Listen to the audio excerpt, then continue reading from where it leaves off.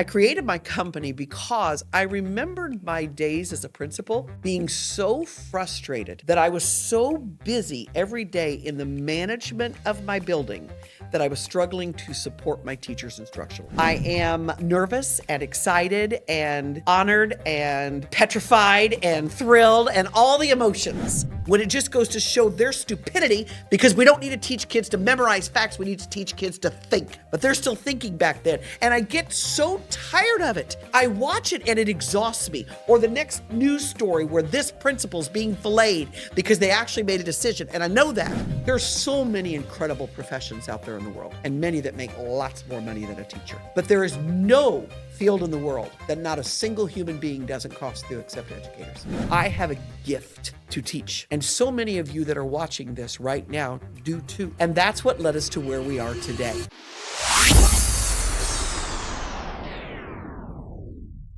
Hi, everybody. My name is Cathy Tooley. Welcome to my podcast. I am nervous and excited and honored and petrified and thrilled and all the emotions.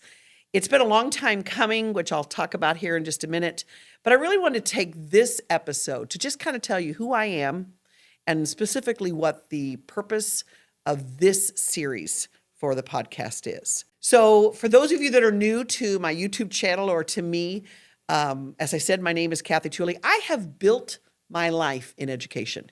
I don't even want to tell you how young, because some of you are watching this is thinking she can't be over 30 now, and that's why I love you the most. But from as young as I understood what a teacher was, I knew I wanted to be a teacher. I remember when I was little, you know how you used to go in the backyard and play or whatever. We played school at my house. I had three brothers who, if they're watching this now, are rolling their eyes because they remember this. I would put them at the kitchen table and I would give them assignments and I would grade their papers. And they were such troopers with it. And I always knew I wanted to be a teacher. From as young as I think you can understand what a profession is, I knew that I wanted to be a teacher. Now, I didn't have any clue what that meant. I guess I just assumed that you just decided you were a teacher. You know, you wake up on Tuesday and you go to work. I had no clue. My parents weren't college graduates, so I didn't know what that meant at the time. And then as I progressed through school, and you have incredible teachers, I remember watching this teacher or that teacher and thinking, I'm going to be like her in this way, or I'm not going to be like him in that way, or I'm going to be like him in this way, but not like her in that way. I was always watching my teachers less from a point of teaching. Of course, I was learning from them, but more of a point of what will that look like for me? And so when I graduated from high school, by that time, I'd figured out you actually have to go to college and get a degree. So I went to college, did all the right things, go Marian College. Back then, now it's Marian University, but it was Marian College then. Got my bachelor's degree, and literally the school that I did my student teaching hired me. So off I went. And for the next 20 years, I spent in the classroom teaching high school Spanish and English. And I have to tell you, when I look back over my life, they were without question the 20th happiest years of my life. I have so many memories of kids who the Lord let me touch their lives. I thought it was about teaching a content, and I figured out really quickly that a content is just what I use through the relationship that I built. And so I loved what I was doing. I taught for 20 years, happy as a lark, had amazing colleagues. I'm not going to pretend there weren't bad days. There were bad days, but I loved it. It allowed me to be an amazing mother and have, summers off and spring breaks off and Christmas breaks off. And even though I spent a lot of time at home grading papers and things, I was happy. And then my superintendent at the time tapped me on the shoulder and said, have you ever thought of being an administrator? And frankly, I had 20 years ago. When I became a teacher, I thought, I'll teach for a while, and then I'll become an assistant principal, and then a principal, and then an assistant superintendent, and then a superintendent. And then I got in the classroom, and I loved it. And I just thought, no, this is kind of good. I'm good. And so when he tapped me on the shoulder, at the time, I thought, he said, I'm willing to pay for the courses. And those of you that are teachers that are watching this, listen, remember when we used to get paid? Some of you are a little older than me. There were so many, when you got so many hours above a bachelor's, you got more money, or so many hours above a master's, you got more money. Well, listen, he's going to pay for the coursework and it's going to give me more hours and more money. I'd have scratched my mama to get more money. So that's just all there is to it. I immediately said yes, never really thinking I'd do anything with it. Well, be careful what you wish for. 2 years later, when I finished, I became an assistant principal at that same building and left there later as one of their principals. I went on to be a principal then in 2 other buildings before, on November 14th of 2014, I was at a charter school, called into the office for a meeting that I frankly never saw coming. I had been with my boss the day before and told, literally, we are $1 million in debt as a school system. You're the highest paid administrator. We'll give you 2 week severance package, but today's your last day. Never saw it coming. In the public world where I had built my life, that just doesn't happen. In order to remove a teacher, there's due process, there's time, there's, no teacher ever gets removed that they don't know that that's coming. But in the charter school world where I had lived now for 6 months, that's just not the way it was. And so November 14th of 2014, I found myself unemployed.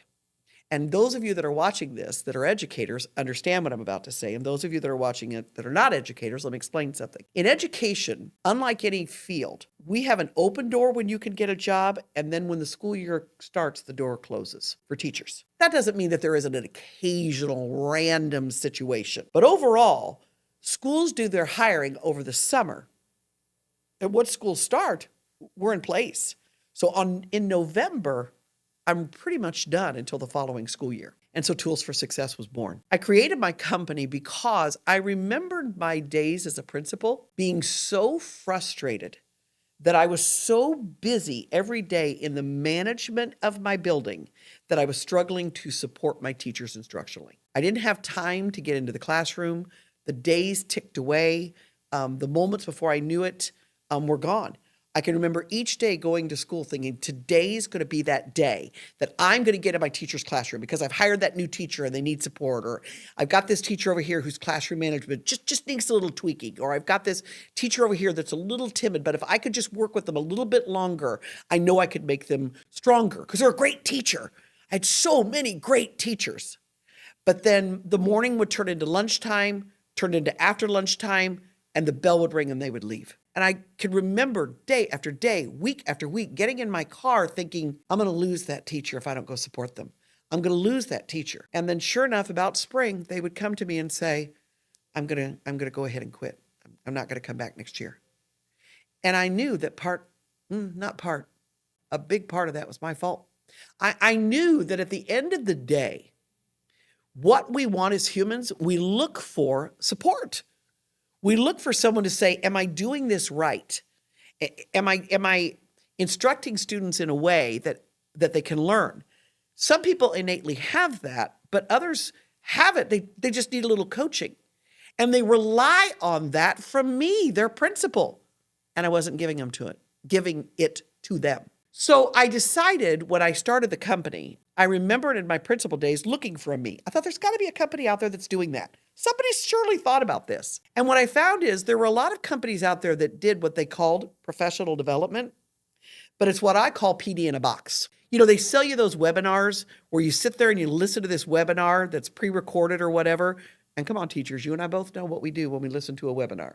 We hit play while we grade papers, or we hit play while we're straightening up our room.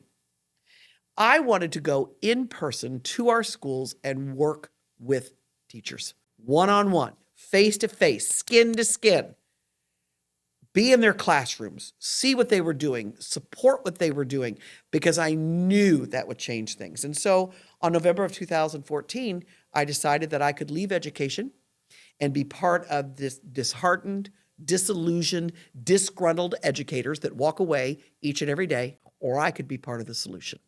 And Tools for Success was born.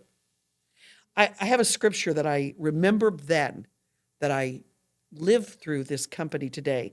And it's Romans 12, 6-8. And it says, we all have different gifts according to the grace given to each of us. If it is your gift of prophecy, then prophesize in accordance with your faith. If it is serving, then serve. And then hear this. If it is teaching, then teach. I knew I was meant to be a teacher. I told you that a few minutes ago. I have a gift to teach. And so many of you that are watching this right now do too. And that's what led us to where we are today. What led us to where we are today is about a year ago, the company is doing fine. We're in lots and lots of schools, helping lots and lots of teachers. And I really live in that Romans verse where if it is in accordance to teach, you teach. Anybody who knows me knows I am not a good cook. Do not come to my house. You wouldn't know by looking by me, but I can order out really well. I'm not a great gardener. Plants just see me and die. They just look at them and go, you know what? Let's save myself the long drive because she's going to kill us. Let's just die. I'm not a really gifted listener. My husband is, but I am not. I'm a gifted speaker and I'm a gifted teacher. And what I learned then, about a year ago, I was away at a trip in Florida that was supposed to be with 3 other girlfriends and myself. And it just so happened that both of the girlfriends that were supposed to go with me bailed out. I don't mean that in a bad way. The Lord knows what he's doing. I had been hearing so many people say to me, Cathy, you should do a podcast. Cathy, you should do a podcast. I would listen to your podcast. Cathy, you should do a podcast. And I thought, look, we've got a YouTube video. Listen to that. I don't know what to tell you. Even though I knew the YouTube video was mostly about our sales, I really just kind of thought, celebrities do podcasts. You know what I mean? Famous people do podcasts. But I don't do a podcast. Who wants to do a podcast? Why don't I want to do a podcast? And so I did what any self-righteous adult does, and I ignored the Lord saying that to me. I ignored it for a long time. So I went away a year ago, as I said, accidentally by myself now. I'm at a place in Florida on the beach by myself. I had some books that the Lord had really laid on my heart, some Bible journals and some motivational, and he would not let this podcast go. And I did what any, toddler does, and I continued to ignore him. Just continued to ignore because I thought, I hear you, but I don't think you mean podcast. What I think you mean is maybe you just want me to do more keynotes. Yeah, I'll do that. I'll do some more keynotes. I'll do some more of those. And I have. You want me to do more sessions with teachers. Got it. I'll do that. I made a sport, if you will, of ignoring it. I talked to my VP of sales and marketing about it. And she said, well, I don't know much about podcasts, but we could research it. And I kind of said it to her like, research it, wink, wink, nod, nod. I really don't want to do this. But now I can tell the Lord, look, hey, I'm in movements. I'm doing something, right? Because isn't that what we do when the Lord tells us? We pretend we're in movement. I wasn't in movement at all. I wanted my VP to drag her feet as long as she did. So I don't know, maybe 6-8 months later, a friend of a friend asked me to be on a podcast. I'd been on podcasts before. So it wasn't my first time on a podcast. Usually people want to talk about my company, especially they want to talk about, woman-owned business. We've been very successful. Many companies don't get to the $1 million mark, and we have. I say that not in Cathy Tooley's bragging, but you're going to pick this up real quick. There are 2 things I am not shameful of, and that is my faith in Jesus Christ and why I sit here today and how much I adore education. And then we can get into my family, my friends, and all those kind of things. But so I met her. We did a podcast interview. It was a great interview. She's sitting as we speak now behind the camera. Because what was funny about that podcast was I'd done a billion of them like it before. Hers was nothing I thought any more abnormal than what I'd done. But the Lord kept saying in my head, there's your producer. You keep looking for the how. You keep looking. I've told you I want it, but you keep looking for the how. And doesn't he do that in our lives? He continues to bring things in our path. And what we do is say, well, that doesn't serve me. And so I thought, well, I talked to her. She didn't have a studio yet. And she wasn't. So see, again, I tried. I moved forward. I did all the right steps, right? I'm listening to what the Lord says. And then she tells me how she's looking for a studio and the Lord pressed on me to mention to her, why isn't she getting one? Why doesn't she have one? And all of a sudden it hit me. When she reached out and said she had the studio, I really felt this immediate, it was almost like a trapped monkey, like in a cage for a minute, like, now where are you going to run? No differently than I did on November 14th of 2014. I felt trapped. When I was let go, I knew that the world that I had lived what I went to college for, what I studied, what I'd planned since I was a child, that chapter was closing. I would not go back to a brick and mortar building as a teacher, an assistant principal, or a principal. No differently than I knew when I met Victoria, who is on the other side of this camera, that my life would no longer be the same because the Lord had now removed all barriers to put me sitting here in front of you today. So there's a reason that I wanted to do this intro. Two reasons. One, I say this so often to people, and if there's anything that I want you to hear, I want you to hear this. I am no one special. Now, I am perfectly special in his eyes. I am made in his image. But I am just a normal girl who had normal blue-collar parents. I was a first-generation college. I went off to college. I struggled. That's hard. That's hard. Those are 4 hard years. But I tried. I wasn't a brilliant student. I was a good student, but I wasn't a brilliant student. I wasn't valedictorian. And then I went on and got a master's degree and I taught. But every day that I taught, I just felt like I got better. And I don't mean better in I was better, but I got into a rhythm. I felt this purpose in my life that this is where I was meant to be. And every time I sit down in front of a camera, in front of what we're doing right now, I feel that exact same purpose. Not because of what I have to say, because of what I know he has to say. And I am grateful to be able to be his voice.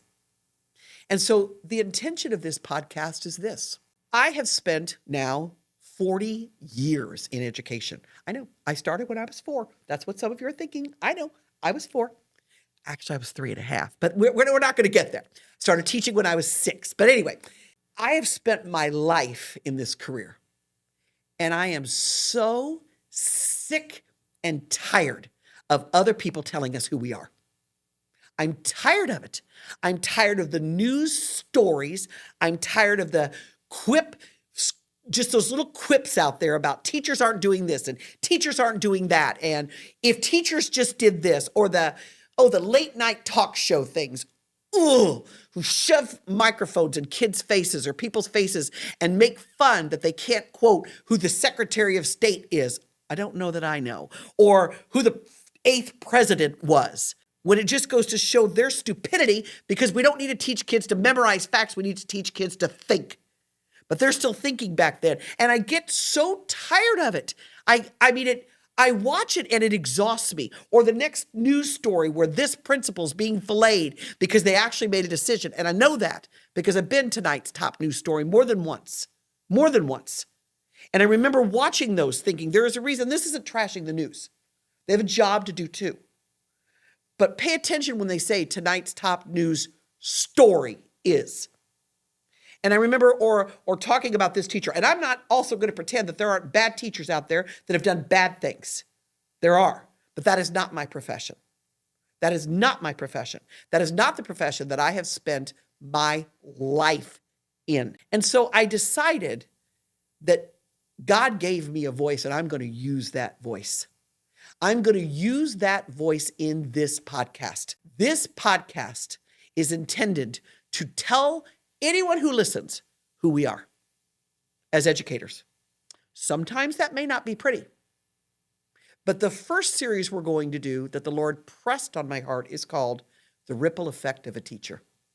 We're going to have a series of guests on. We're going to talk to lots of different people to talk about how what we do ripples into this world. I said something to a good friend of mine the other day, and that is this. There are so many incredible professions out there in the world, and many that make lots more money than a teacher. But there is no field in the world that not a single human being doesn't cross through except educators. None of you watching this today are where you are without a teacher. That's fact. We are the only profession that touches every single human being, whether they are the poorest of the poor, the richest of the rich, no matter what their ethnicity is, no matter what their sexual orientation is, no matter what their background is, they come through us. Therefore, our power And our influence is something that cannot be undermined or understated. That's what this podcast is for. That's the intention of this podcast. So I'm going to leave you with a verse that another one of my favorites. It's from Peter 4:10, and it says, each of you should use whatever gift you have received to serve others as faithful stewards of God's grace in various forms. My gift, ladies and gentlemen, is speaking. My gift is telling you how great you are. And that's the intention of this podcast. Come along and join us for the journey. I can't wait to have you.